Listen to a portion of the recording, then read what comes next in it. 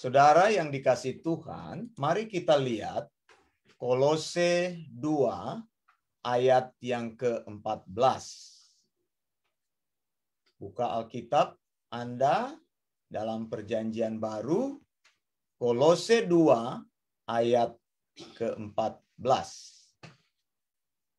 Saya bacakan firman Tuhan ini. Dengan menghapuskan surat hutang yang oleh ketentuan-ketentuan hukum mendakwa dan mengancam kita. Dan itu ditiadakannya dengan memakukannya pada kayu salib. Having cancelled out the certificate of debt consisting of decrees against us, which was hostile to us.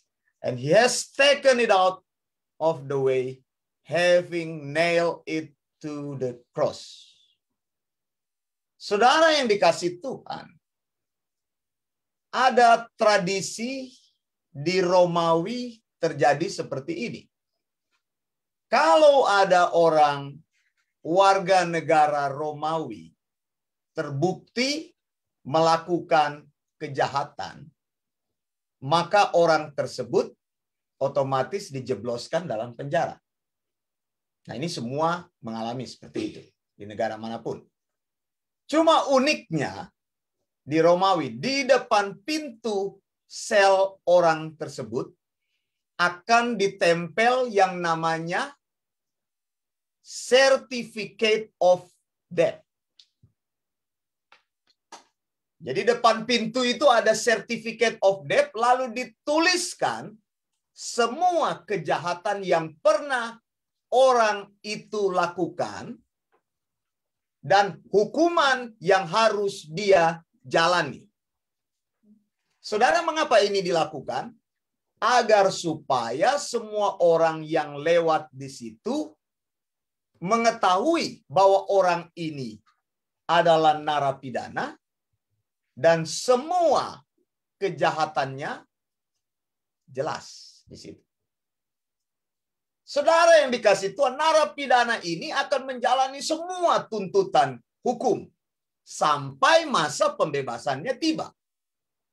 Ketika hari pembebasannya tiba, maka Certificate of Debt itu atau surat hutang itu akan diturunkan lalu diganti dengan sertifikat pembebasan. Orang itu diberikan sertifikat baru dan dinyatakan dia sudah bebas. Jadi kemana-mana dia bawa sertifikat itu dan tunjukkan, saya sudah bebas. Saya bukan lagi narapidana. Saya sudah orang bebas. Gambaran ini dipakai oleh Paulus untuk menjelaskan kondisi kita sebagai orang berdosa. Sebagai orang berdosa, kita divonis bersalah dan harus menjalani hukuman itu. Kita masuk di dalam penjara, lalu di pintu sel penjara kita ditempeli surat hutang, Certificate of Debt. Sertifikat itu berisi semua kejahatan dan dosa yang pernah kita lakukan. Ini melingkupi dosa asal kita dan dosa-dosa yang kita buat seumur hidup kita sampai maut memanggil kita. Dan saudara, setiap kita itu punya surat hutang. Maka kita disebut orang-orang yang berhutang. Ingat baik-baik, saya bilang lagi. Seperti apa yang Alkitab katakan. Kita semua punya Certificate of Debt itu. Surat hutang itu. Maka kita disebut orang-orang yang berhutang. Surat hutang ini akan lunas apabila kita mampu membayar hutang-hutang tersebut. Surat hutang ini menjadi lunas apabila kita mampu menjalani hukuman kita dengan tuntas. Seorang narapidana akan menjalani hukuman itu dengan tuntas. Dan setelah itu dia akan keluar sebagai orang bebas. Tadi saya sudah katakan. Tapi saudara, kalau narapidana itu dihukum dengan hukuman mati, capital punishment, maka narapidana tersebut tidak punya kesempatan bebas dan tidak punya kesempatan untuk dihapuskan dari surat hutang tersebut. Kita ini bukan narapidana biasa. Kita dituntut oleh hukuman mati. Saya tunjukkan Roma 3 ayat 23. Karena semua orang telah berbuat dosa dan telah kehilangan kemuliaan Allah. Yohanes 3 ayat 16 berkata, karena begitu besar kasih Allah akan dunia ini sehingga ia telah mengaruniakan anaknya yang tunggal, supaya setiap orang yang percaya kepadanya tidak binasa. Jadi kita mengalami kebinasaan karena kita punya surat hutang. Surat hutang itu mendakwa kita dengan hukuman mati. Dan surat hutang itu dituliskan semua dosa-dosa kita. Jadi tidak bisa berkelit. Jadi semua itu akan memvonis kita bahwa kita harus mati. Alkitab pakai kata binasa tadi kan. Bukan hanya menjadi narapidana biasa kita, melainkan kita mempunyai surat hutang yang berkata kita harus binasa.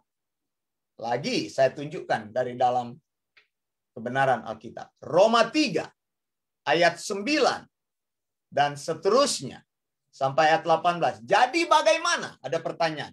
Adakah kita punya kelebihan dari orang lain? Sama sekali tidak. Alkitab bilang. Sebab di atas telah kita tuduh baik orang Yahudi maupun orang Yunani bahwa mereka semua ada di bawah kuasa dosa. Lihat.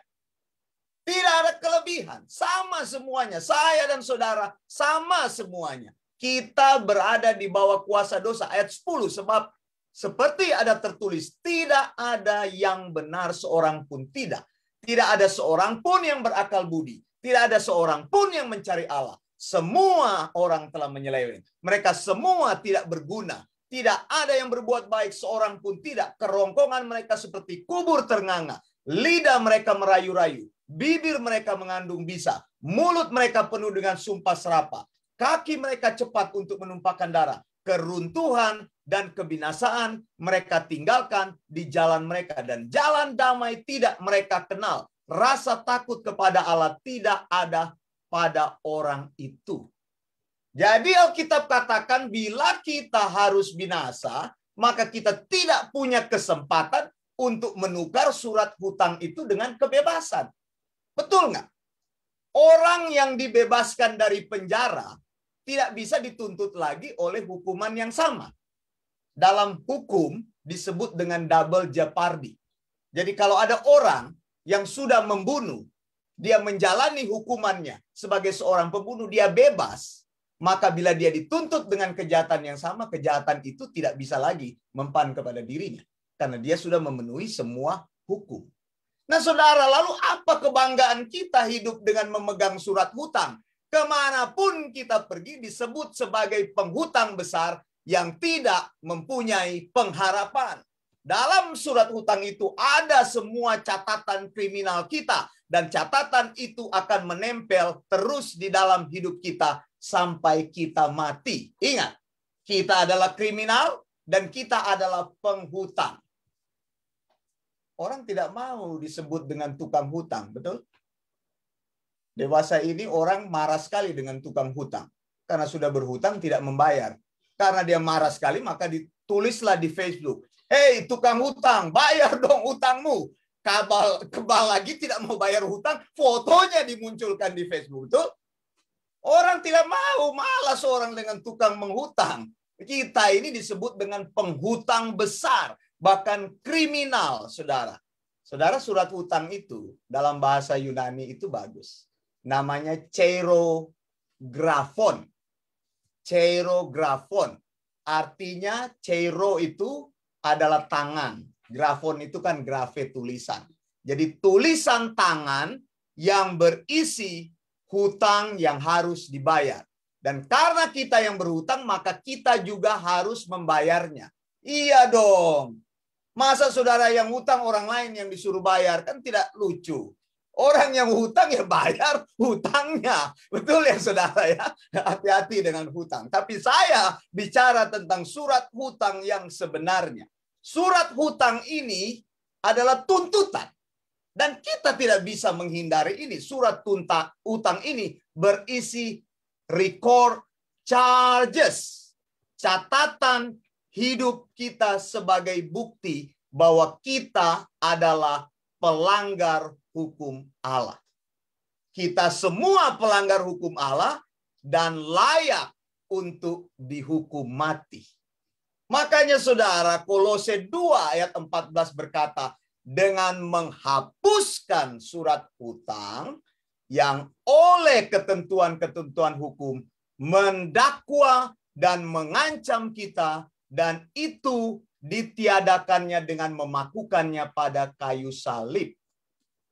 Bahasa Inggrisnya saya ulang. Dikatakan begini, having cancelled out the certificate of debt consisting of decrees against us. Ada kata decrease di situ. Saya mau tekankan kata ini. Decrease itu artinya legal demands. Decrease itu artinya kekuatan hukum yang memaksa kita. Decrease itu atau dekret dalam bahasa Indonesia itu adalah sebuah keputusan hukum yang mendakwa kita dan menyatakan bahwa kita bersalah. Dekret itu menuntut kita harus dihukum dan tuntutannya adalah hukuman mati. Ini disebut dengan bond, sertifikat. Jadi sertifikat yang kita pegang itu adalah sertifikat kematian, saudara.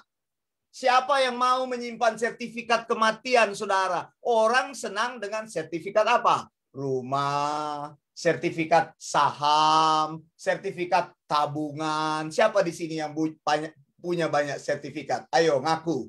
Ya nggak mau ngaku orang. Ya, sertifikatnya itu ditaruh di mana-mana ya sudah tidak ketahuan begitu. Jadi itulah yang sekarang mengatur hidup orang, ya kan?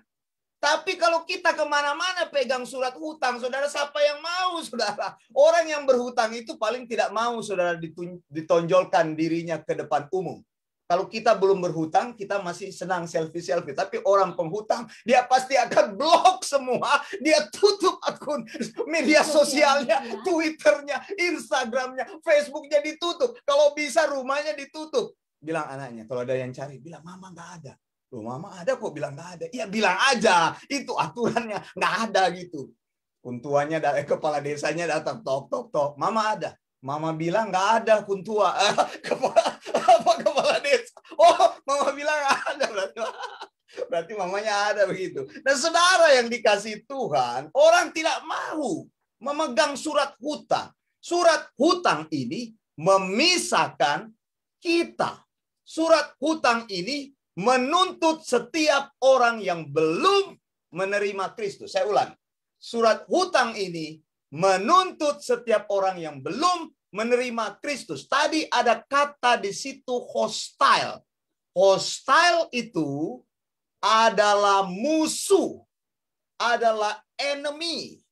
Hostile artinya pendurhaka atau adversary. Dalam Ibrani 10 ayat 27 saya tunjukkan. Tetapi yang ada ialah kematian yang mengerikan, akan penghakiman dan api yang dahsyat yang akan menghanguskan semua orang durhaka. Saudara yang dikasih Tuhan, kita menjadi musuhnya Allah. Kenapa musuh Allah? Karena kita memegang surat hutang. Kita menjadi pendurhaka Allah.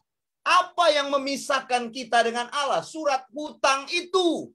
Di antara kita dan Allah ada pemisah yang besar, dan itu dinamakan dengan certificate of debt. Selama engkau memegang surat hutang itu, maka hidupmu akan terpisah selama-lamanya dengan Allah. Surat hutang ini adalah bukti bahwa kita telah menjadi musuh Allah. Saudara, saya dengar di Indonesia, karena leasing ini sudah ganas, orang tidak bayar-bayar hutang. Ngambil kredit mobil, tidak bayar hutang. Ngambil kredit motor, tidak bayar hutang. Akhirnya dia pergi suruh tagih-tagih kepada debt collector.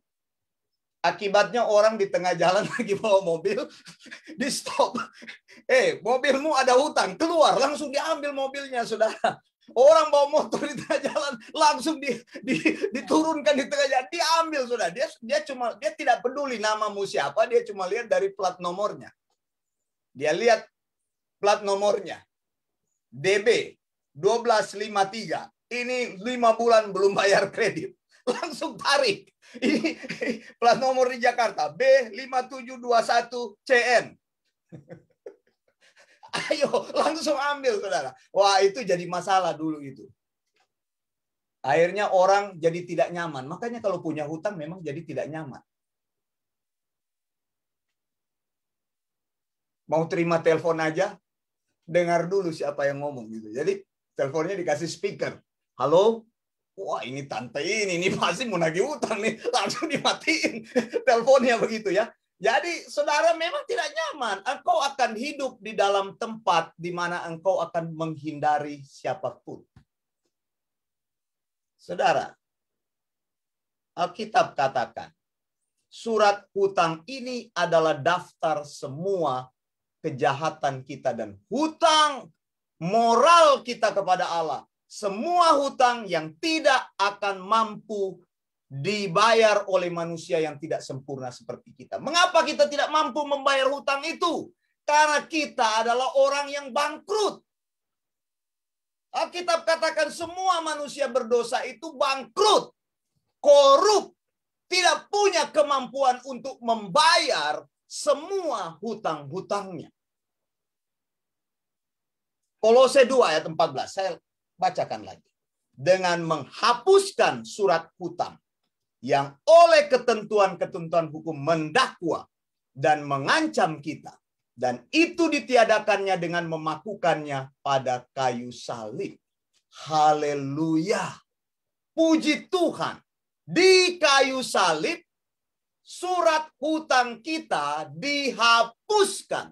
Kolose 2 ayat 14 bilang, dengan menghapuskan surat hutang itu, Yesus membayar semua hutang-hutang kita ketika Yesus digantung di kayu salib. Alkitab katakan Yesus menghapus surat hutang itu, artinya secara literal semua hutang kita telah dibayar oleh Yesus dan dihapuskan sama sekali dari kehidupan kita. Sehingga tidak ada orang atau kuasa apapun yang bisa menagih hutang tersebut dari hidup kita. Katakan amin.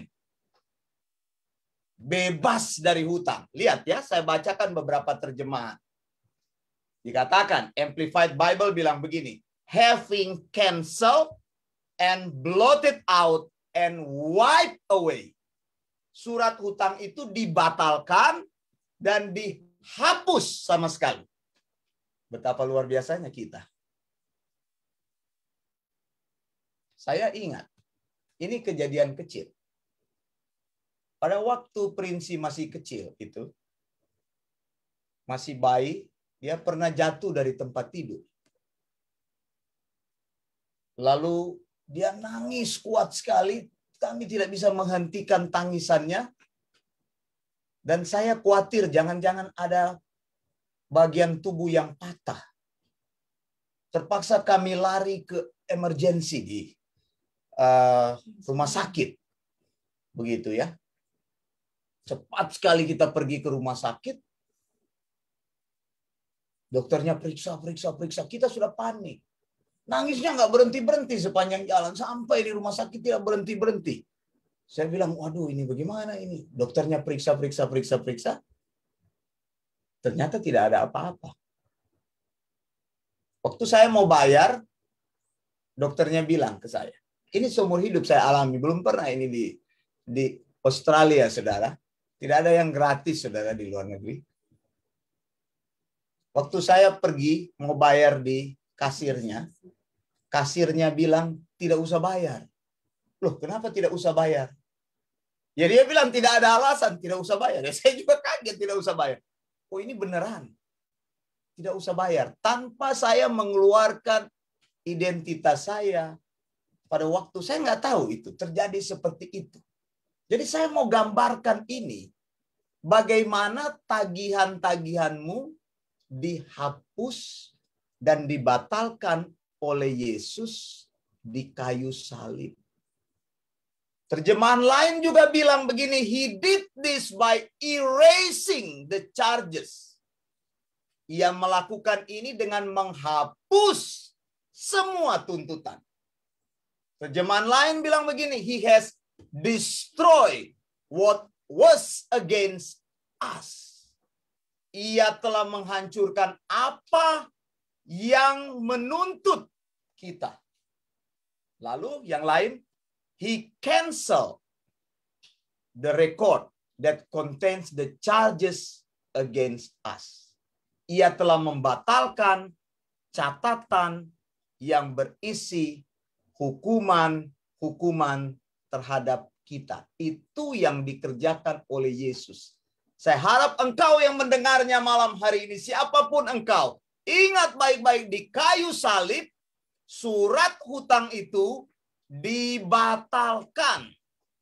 Di kayu salib, Yesus menghapus hutang kita, surat hutang kita dengan membayar lunas semua tuntutan hukum yang mengikat hidup kita sehingga kita menjadi orang bebas, orang suci dan orang benar, seperti saat kita belum jatuh dalam dosa. Sebelumnya kita punya sertifikat yang disebut dengan Certificate of Debt, surat hutang, maka sekarang kita mempunyai sertifikat bebas.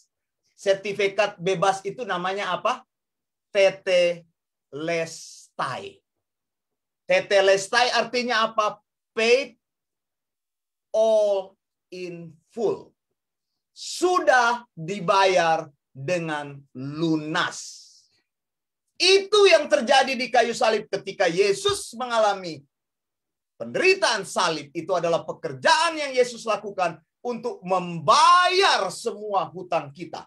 Yesus membayar secara tunai, bukan mencicil. Dan lunas.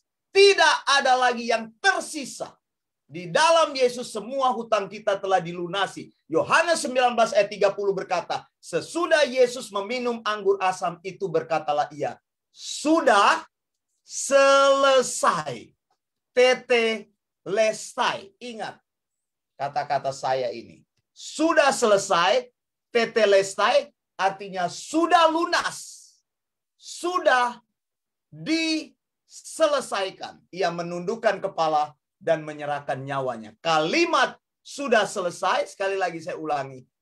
Tetelestai dalam bahasa Yunani. Artinya sudah lunas. Maka salib menjadi jalan satu-satunya untuk melunasi hutang dosa. Tidak ada jalan lain. Di dalam Yesus semua hutang kita dihapus. Bersih. Zaman dulu orang itu menulis dengan tinta, katanya, ada penghapusnya. Karena tidak seperti kita zaman sekarang. Kalau salah tulis, kita robek kertasnya. Atau kita menggunakan tip X begitu atau apa. Zaman dulu mereka ada penghapus. Kalau salah tulis, tintanya itu dibersihkan lagi. Jadi kertasnya jadi bersih lagi. Itu papirusnya. Itu artinya di wipe away. Maka bila seseorang masih berada di luar Kristus, dia tetap selama-lamanya menjadi orang berhutang dan tidak pernah ditebus. Saudara, di dalam bahasa Inggris yang dilakukan Yesus digunakan kata perfect tense. Artinya sudah selesai, tapi akibatnya masih terjadi sampai hari ini. Kematian Yesus itu bukti permanen bahwa surat hutang dosa manusia sudah dihapus. Nah, ini adalah manfaat yang dialami oleh orang yang datang kepada Yesus. Saudara, Alkitab katakan tadi apa? Dipakukan di kayu salib. Saya mau jelaskan arti kata ini sedikit lagi. Anda tahu, zaman dulu cara menghapus surat hutang. Surat hutang itu dilobangi. Maka itulah artinya dipakukan, artinya sejak terpaku, maka surat itu tidak berlaku lagi. Atau ada yang mengerti kan surat hutang itu dirobek. Tapi zaman sekarang sih tidak. Ini saya mau kasih tahu zaman dulu. Sekarang hanya dicap saja. Kalau zaman dulu ada benda tajam semacam pisau yang melobangi surat itu. Ditusuk di tengah, tandanya sudah void. Tidak berlaku lagi. Surat itu kehilangan kekuatannya. Di salib Yesus dipakukan seluruh kekuatan hukum Taurat dan hukum-hukum perjanjian lama dengan semua tuntutannya. Maka dengan kematian Yesus di kayu salib, hukum Taurat dan kekuatannya dibatalkan dan disalibkan bersama dengan Yesus. Surat itu dinyatakan tidak berlaku lagi. Karena Yesus mati, surat itu dipakukan di kayu salib dan dinyatakan tidak berlaku untuk selama-lamanya. Kematian Yesus membatalkan semua tuntutan dosa dan semua tuntutan hukum Taurat sehingga kita bisa diterima oleh Allah. Katakan amin. Amin. Puji Tuhan. Salib adalah kayu palang tempat penjahat dengan hukuman mati dihukum. Dan salib adalah tempat hukuman mati yang paling kejam. Sekarang sudah tidak diberlakukan lagi. Hukuman mati itu tidak manusiawi, mengerikan. Yesus mengalami itu semua untuk membayar harga dosa saya dan saudara. Beri kemuliaan bagi Tuhan. Terpujilah Tuhan yang luar biasa kasih-Nya kepada kita. Kolose 1 ayat 20 ayat terakhir, dan oleh Dialah Ia memperdamaikan segala sesuatu dengan dirinya, baik yang ada di bumi maupun yang ada di surga, sesudah Ia mengadakan pendamaian oleh darah salib Kristus. Amin.